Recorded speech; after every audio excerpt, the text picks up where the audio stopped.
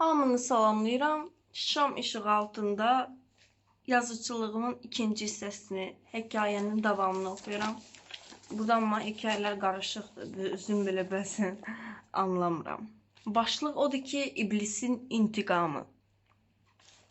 Atası tərəfindən sevilməyən hər uşaq kimi özünə qapanıb gizlicə onun həsrətini çəkib, sevdiyini pıçıltı və xırıltılı səslə illər sonra gizlində etiraf etdi. Həm Padreyə, həm də özünə. Əvvəldən tarazlığı pozulmuş və indi ən pis olmuş bir soyun cəzasını hələ tarazlığı pozanın özü də verəcək. Nə haqla? Əvvəldən birlik, bərabərlik, həmrəylik və ədalətli sistem qurulmayıbsa, indi mənə hansı faktla görəsən yargılaya cəza verə biləcək o?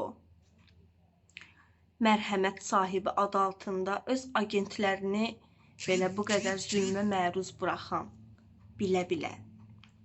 Axı sevgi yaradıcı qüvvə idi, yaralayıcı deyil. Hansı sevgidən söhbət gedə bilər ki, yaxşılıq göndərmək əvəzinə xüsusi ağır hekayələrlə əzab yaşatmaq bəndəsinə? Mən yerləri yaradar, bu işi başqasının dilindən, dostlar, ümid edən söhbətləri tutursunuz.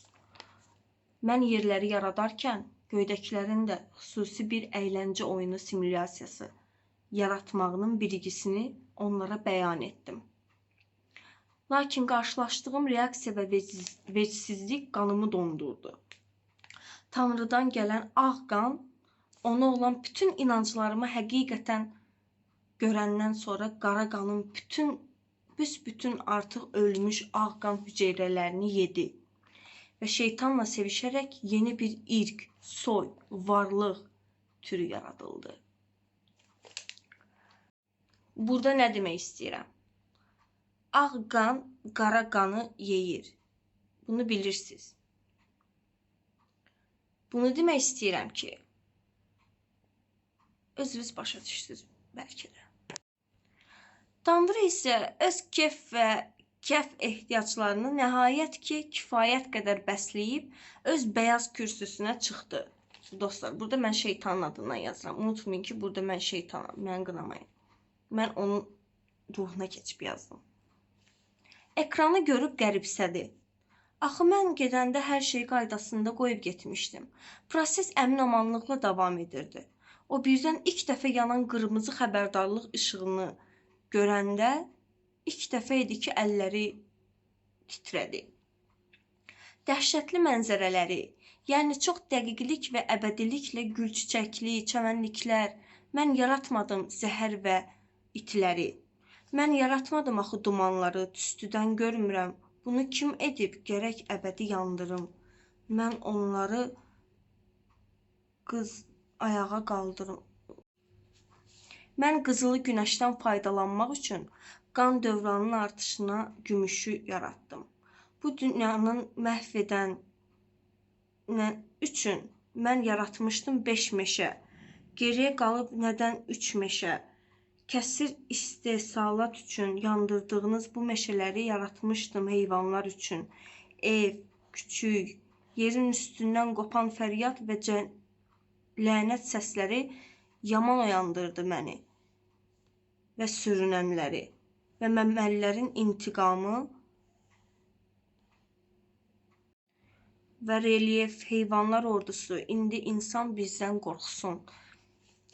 Oyda bunu gərək kitab kimi, simulyasiya kimi sizə göstərim. Bu çox ümid edirəm ki, buradan nəsə başa düşürsünüz. Əgər belə şeylər xoşunuza gəlirsə yazmağa davam edin. Bir mövzu deyin. Bu səbəbi nəslinə yardım edən hər boğazlar boğulsun. Qurutulmuş gələcək, əkəcək ofsun, səsli oxunsun. Anlayacaqsınız.